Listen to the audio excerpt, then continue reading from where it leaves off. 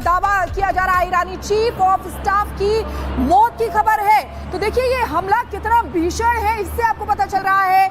ईरानी nuclear scientist Abbasi की मौत का दावा किया जा रहा है और ये हमला बहुत ही भीषण हो चुका है, क्योंकि आपको बता दें कि दर्जनों परमाणु और सैन्य लक्ष्यों को पर हमला किया गया है, सैन्य ठिकानों को टारगेट किया गया है। लेकिन ये बड़ी जानकारी निकल कर आ रही है कि ईरानी न्यूक्लियर साइंटिस्ट जिनकी मौत की खबर It's hot.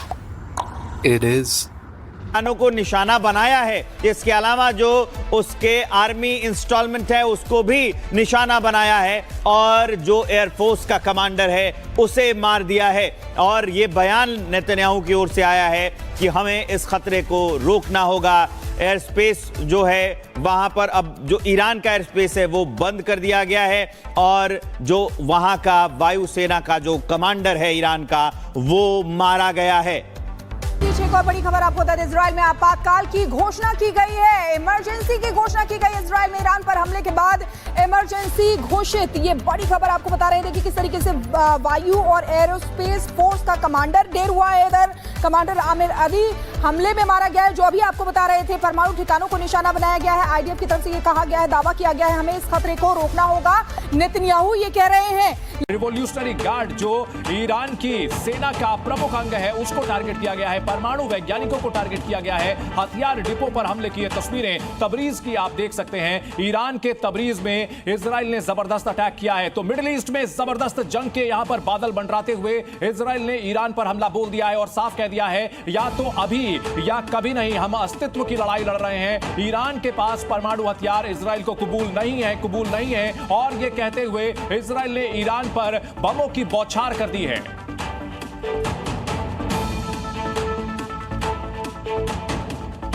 और अभी एक बहुत बड़ी खबर आ रही है, इजराइल पर ईरान का बहुत बड़ा पर स्ट्राइक की सूचना मिल रही है। आईडीएफ ने परमाणु ठिकानों को निशाना बनाया। ऑपरेशन का नाम जो है वो राइजिंग लायन रखा गया है और हमले में ईरानी चीफ ऑफ स्टाफ की मौत भी हो गई है। सूत्रों से ये जानकारी, ईरानी परमाणु वैज्ञानिक की भी मौत हो गई है। सूत्रों से ये भी जानकारी सामने आ रही है।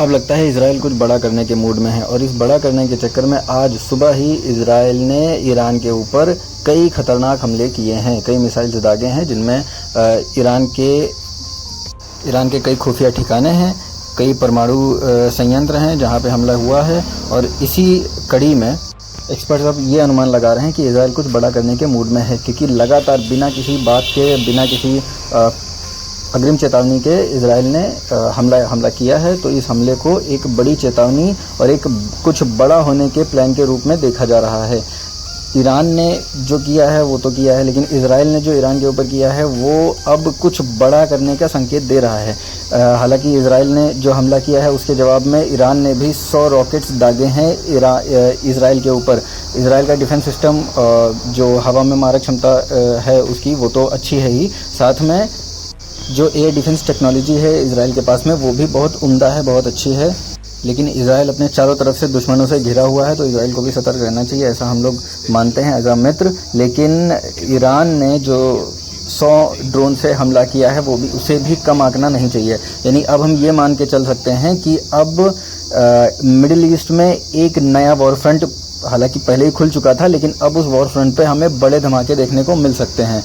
जैसे ही ईरान पे हमला हुआ तो अमेरिका ने अपनी एक प्रेस रिलीज में ये बोला है कि उसने ये हमला नहीं किया है, इसमें उसका हाथ नहीं है, अमेरिका का कोई हाथ नहीं है। ये हमला सिर्फ और सिर्फ इजराइल ने ईरान के ऊपर किया है, इसमें अमेरिका का कोई लेना देना नहीं है। लेकिन पीठ पीछे क्या होता है, हाथी के दांत खाने के और दिखाने के कुछ और होते हैं। तो वही बात यहाँ पे भी है कि इजराइल जो कुछ भी कर रहा है वो बहुत सोच समझ करके कर रहा है, लेकिन उन्हें सतर्क रहना चाहिए, वो चारों तरफ से दुश्मनों के साथ में घिरे हुए हैं।